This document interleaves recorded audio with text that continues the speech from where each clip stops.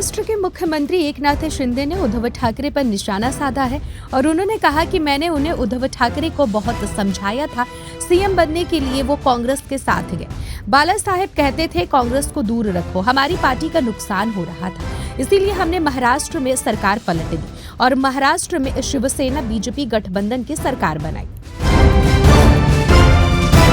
महाराष्ट्र विधानसभा चुनाव में नॉमिनेशन खत्म हो गया है, वहीं अब प्रचार जोर पकड़ने लगा है, लेकिन मैदान में उतरे बागी उम्मीदवार टेंशन बढ़ा रहे हैं। फिर चाहे वो सत्ताधारी महायुति हो या विपक्षी महाविकास आघाड़ी गठबंधन हो, दोनों ही तरफ से करीब 50 ऐसे उम्मीदवार जो बगावत के रास्ते पर हैं, इनको मनाने के लिए अब केवल 3 दिन का समय और बचा हुआ है, क्योंकि 4 नवंबर को नामांकन वापसी की आखिरी तारीख है। महाराष्ट्र विधानसभा चुनाव से पूर्व मुख्यमंत्री और भाजपा नेता देवेंद्र फडणवीस की सुरक्षा और भी सख्त कर दी गई है। राज्य के उप मुख्यमंत्री को फिलहाल Z+ सुरक्षा मिल रही है। महाराष्ट्र पुलिस की विशेष सुरक्षा इकाई की ओर से उन्हें Z+ श्रेणी की तहत सुरक्षा उपलब्ध कराई जाती है, लेकिन अब चुनाव से पहले अचानक उनकी सुरक्षा बढ़ा दी गई है। अब उनकी सुरक्षा में फोर्स 1 के पूर्व कर्मियों की तैनाती हो। महाराष्ट्र विधानसभा चुनाव में सबकी नजरें माहीम विधानसभा सीट पर टिकी हुई हैं। ये वो सीट है जहां से ठाकरे परिवार के दूसरे सदस्य अमित ठाकरे चुनाव मैदान में हैं। इस सीट पर अमित ठाकरे की राह को लेकर इसलिए भी चर्चा हो रही है क्योंकि शिवसेना शिंदे गुट ने यहां से सदा सरवणकर को मैदान में उतारा है।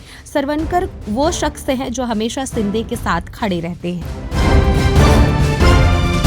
महाराष्ट्र विधानसभा चुनाव में मुंबई की माहीम विधानसभा सीट पर महाराष्ट्र नवनिर्माण सेना MNS के प्रमुख राज ठाकरे के बेटे अमित ठाकरे को राहत मिलती नहीं दिख रही है।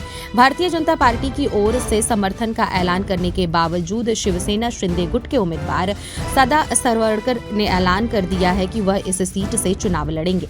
वह अपनी उम्मीदवारी वापस नहीं लेंगे। महाराष्ट्र में मुंबा देवी सीट से बीजेपी उम्मीदवार शायना NC के खिलाफ विवादित टिप्पणी के मामले में शिवसेना UBT सांसद अरविंद सावंत के खिलाफ केस दर्ज किया गया है। शिंदे गुट की शिवसेना नेता शायना NC की ओर से दी गई शिकायत के आधार पर नागपाड़ा पुलिस स्टेशन में सावंत के खिलाफ केस दर्ज किया गया है। महाराष्ट्र विधानसभा चुनाव में अलग अलग पार्टियों से बागी हुए करीब 50 नेताओं ने निर्दलीय नामांकन दाखिल किए हैं। महायुति के सबसे अधिक 36 बागी नेताओं ने पर्चे दाखिल किए हैं, तो वहीं महाविकास आघाड़ी के 14 बागी भी निर्दलीय मैदान में उतरे हैं, जिसकी वजह से महायुति और महाविकास आघाड़ी की टेंशन बढ़ने वाली है। महाराष्ट्र में विधानसभा चुनाव इसी महीने नवंबर 2024 में है। इसी के साथ महायुति और महाविकास आघाड़ी गठबंधन में जीत की तैयारियों के साथ इस बात की भी चर्चा है कि अगले सीएम के लिए चेहरा कौन होगा। इस पर मुख्यमंत्री एकनाथ शिंदे का बड़ा बयान आया है। महायुति के सहयोगी दल शिवसेना के प्रमुख एकनाथ शिंदे ने कहा कि इस गठबंधन में सब बराबर है, कोई पहले या दूसरे नंबर पर नहीं आता। फिलहाल मकसद केवल महायुति को जीत दिलाने का है। महाराष्ट्र के सीएम एकनाथ शिंदे ने शिवसेना UBT के सांसद अरविंद सावंत के बयान पर कड़ी आपत्ति जाहिर की और उन्होंने निशाना साधते हुए कहा कि अगर बाला साहेब होते और किसी शिवसैनिक ने ऐसा किया तो वो उसका मुंह तोड़ देते। महाराष्ट्र में ठाणे शहर का कोपरी पचपखड़ी विधानसभा क्षेत्र मुख्यमंत्री एकनाथ शिंदे का गढ़ माना जाता है, लेकिन इस बार के चुनाव में इस क्षेत्र में दिलचस्प मुकाबला होने की उम्मीद है।